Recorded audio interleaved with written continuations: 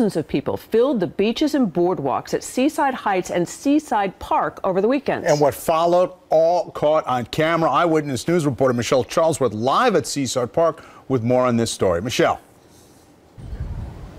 Well, we live in a time of social media, and apparently if you post it, they will come. Nothing was as billed. There was no DJ, there was no party, but 15,000 came. There were fights. People were throwing things, huge crowds. In a matter of about half an hour, people were everywhere, and an estimated 15,000 descended upon Seaside Park to hear a DJ who was never there, and to be part of a music video that was not being shot.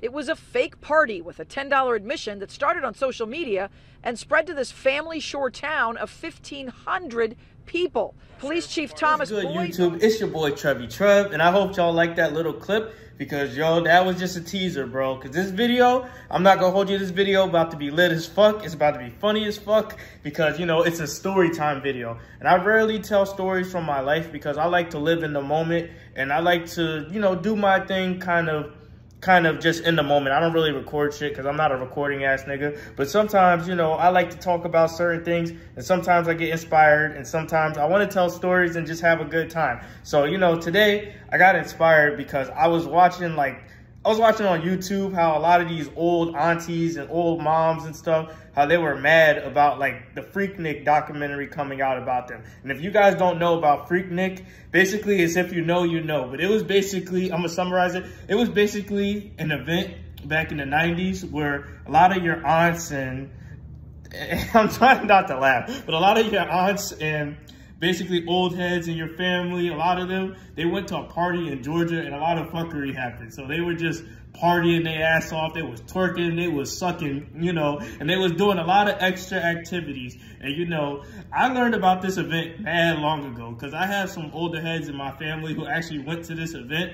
And then they constantly talk about it because it's like the highlight of their old head ass life. But, you know, sometimes, you know, I would listen to them talk about it and I'd laugh because I thought to myself, bro, this would never happen to me. And then back then when I was growing up, it was like the early 2000s. So I thought it was all cap because a lot of the old heads do cap. But, yo, this was a very real thing. Like, this actually happened. And, you know, surprisingly, something similar happened to me. So, you know, never say never in life, kids. Never say never in life because shit do be happening. And as you get older, you go through college and everything, you start to see, like, certain things happen. So that's a little backstory on Freaknik. But, you know, I'm going to tell you guys this story based on that little clip I showed you because I was actually at an event that was kind of like Freaknik, but it's like, it was for my generation. So I want to tell the story of that event in light of this documentary coming out because this story is funny as fuck. And I just thought about this because, you know, I was just thinking about how all these aunties and stuff, they're getting mad, but, you know, and my generation was clowning them, but I'm like, yo, we're no better.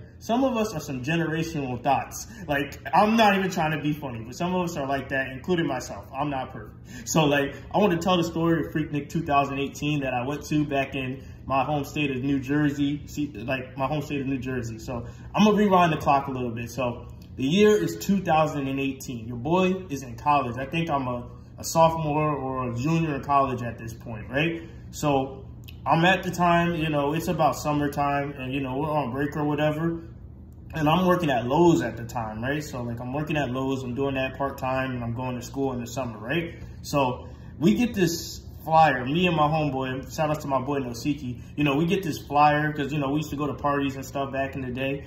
And we get this flyer about a beach party. And, you know, it's like a poppin' beach party. We get this flyer on IG. It's like, yo, come through the Seaside Heights. You know, this beach party's going to be lit, $10 to get in. Basically what you saw on the news.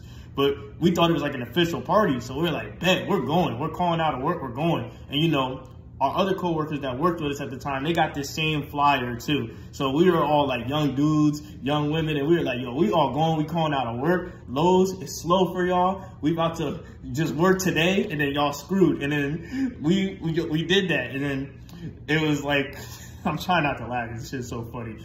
But we did that, we all called out or whatever, and then we just all didn't go to work that day. So I'm going to tell you guys from my perspective what happened from my perspective. So basically, me, my boy I just told you about, and then my other homie, and then his girl, we all hopped in my car and we drove down to Seaside Heights because we live in the northern part of New Jersey and we drove to the southern part of New Jersey to go to this event. So, you know, we did what we usually did. We pre-gamed, you know, we got ready for the event and we drove down. It was a good ass ride there. We were bumping music. It was just a great summer day. And then we went to the event. So the event kicked off, right? And I knew at the time, like in the back of my mind at the time, I knew something was up. Because like usually when you go to parties or whatever, they have like a gate where you collect money and to get in, right? So they had that, but it looked like unprofessional compared to the other parties that I go to. Because usually there's some big bouncer or something, but you know, it was just a regular dude there. He's like, oh, 10 to get in, 10 to get in. So me and my friend peeped that shit, right? And we were like, bro, these dudes, we're at a public beach. Why are we paying to go on the beach? So we hopped over the fence and we went into the event and we were like, we had our towels and everything. It was mad funny. We hopped over there, right? And bro, let me tell you, this event got packed. Like that video kind of doesn't do it justice because I watched I was at the whole event. So like I watched the beach pack up from beginning to end. So the beach was small at first. Like there was a couple people, but we didn't think the event was going to get mad like large. So me, my friends and his girl, we like sit and hit our area in the beach, right? So my one friend's cuffed up, so we didn't really want to be around them like that because you know they doing their little couples thing. Nothing wrong with that. So me and my other boy, my boy Nosiki, we go talk to some of the women on the beach, bro. And then it's like we were just talking. The bitches were throwing it back. Music was playing. A lot of other stuff was going on. It was lit, bro. Like it was lit. Like it was like Freaknik kind of, right? So we were there. We were talking to women. We was taking pictures, which I'm not gonna show you guys. But we was like, it was a good ass time. Like it was a good ass time. It was funny. But then, you know, like most things do with black folks. I hate to say it that way, but most things with black folks, when there's too many of us in a large group, shit starts to happen. Like we just was at the event. We was getting women. We was seeing some people that we grew up with. We were seeing people we went to college. It was just a fun event. And then, I hate to say it this way, but the niggas came in. The niggas came in, and you know, they came in and they started being on that bullshit. And you know, usually when I see that type of shit, I decide, yo, it's time to go. Because when niggas start wilding, they start shooting. So I talked to this girl. I get a couple girls' numbers. And then I'm like, all right, girl, it's time to leave. You know, this was fun or whatever, but it's time to be out, right? So we see that shit happening, and we're just watching people pile up. And you know, like that sand pit that they showed where people were fighting in the clip?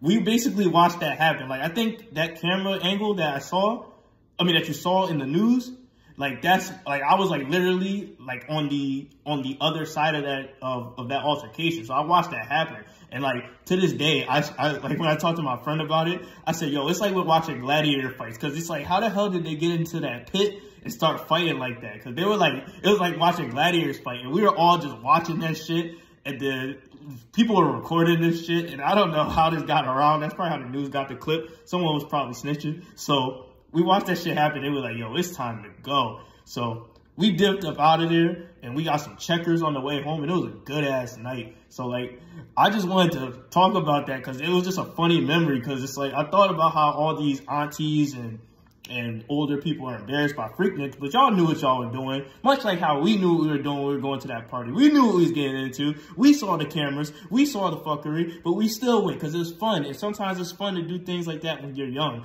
And, you know, that's just my little story time because, you know, it's funny. It's funny. And, you know, it's mad funny and it's mad relatable. It's mad real. Because a lot of y'all were born at Freaknik. A lot of y'all my age, some of y'all were born at Freaknik. And I'm not even going to hold you. People in my generation, a lot of kids were born during that event as well. So it's just mad funny to look back on and see how time changes, but people sometimes do the same shit. And, you know, it's just a nice little lit event that I saw. And, you know, looking back on that news clip, it's just fun to remember. So that's my story time for today. Y'all probably won't get another one of these shits because, you know, I don't like to dwell on the past or whatever. So sometimes, you know, I'll just tell a little story here and there. But I just wanted to tell that little story time because it's funny as fuck. It's just funny as fuck to see people get up in arms about this documentary. And I'm definitely going to watch that first day. I'm going to have my popcorn out and everything. But, you know, like, comment, subscribe, and tell me if you guys like that story time. Because I just remember that shit and I just laugh to this day, bro. To this day. I'm out.